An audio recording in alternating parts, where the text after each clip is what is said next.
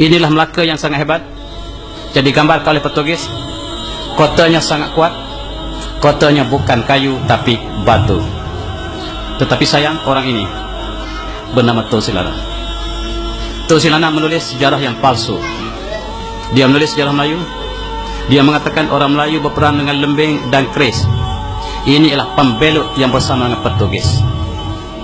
Inilah yang tali barut Portugis, yang sama-sama berjuang untuk Portugis dan ditangkap oleh tentera Aceh dan dibawa ke Aceh, yang sepatutnya dibunuh tetapi diampunkan. Akhirnya dia bertobat di Aceh menjadi orang yang baik.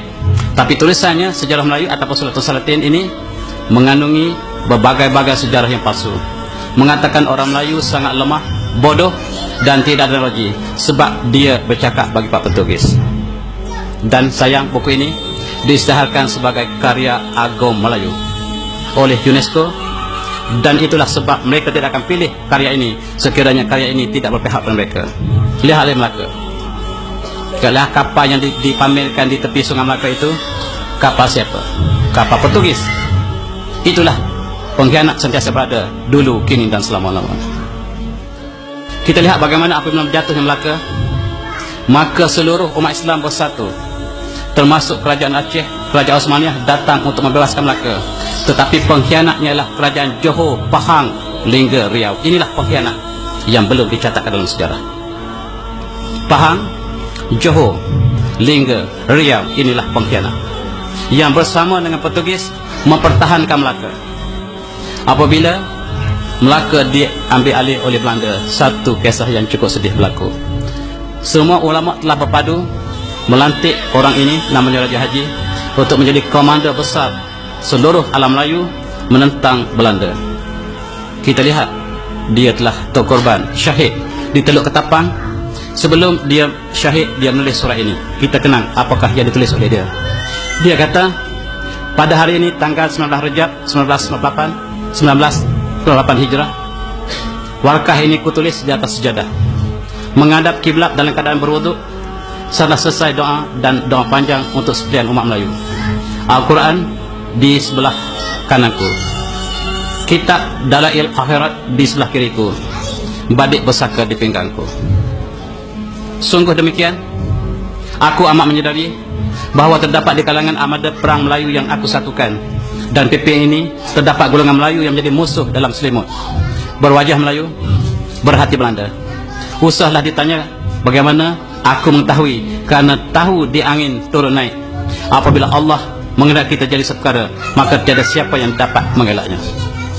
Dia mengumpulkan seluruh tentera di Asia Tenggara untuk menentang Belanda. Tetapi dalam tentera dia dikumpul, diberi rasuah oleh Belanda, sehingga inilah yang disebut sebagai wajah Melayu berhati Belanda. Apabila Inggris datang ke sini, berwajah Melayu berhati Inggris. Sejarah telah berulang.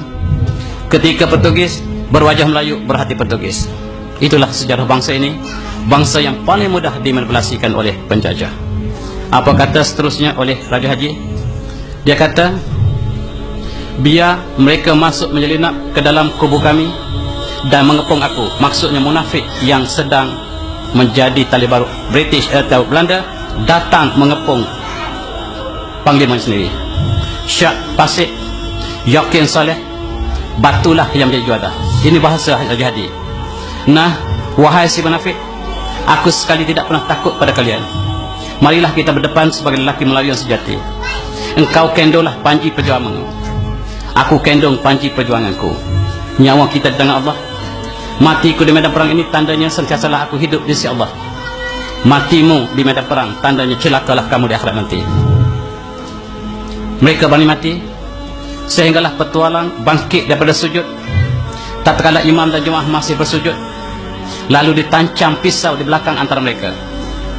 Maka sekali lagi tidak mengundang gundah, karena apabila sudah datang janji Allah, maka syahidlah dia. Jika ditikam itu masih hidup, maka dia akan menjadi saksi si petualang itu. Ini catatan yang disebut oleh Raja Haji. Mereka bersolat, sama-sama bersujud. Sujud mereka panjang. Kawan sebelah bangun, tikam kawan sebelah, seluruh mati. Itulah pengkhianatan yang menyebabkan Raja Haji kalah. Raja Haji sempat menulis di atas sejadah, menulis surat ini.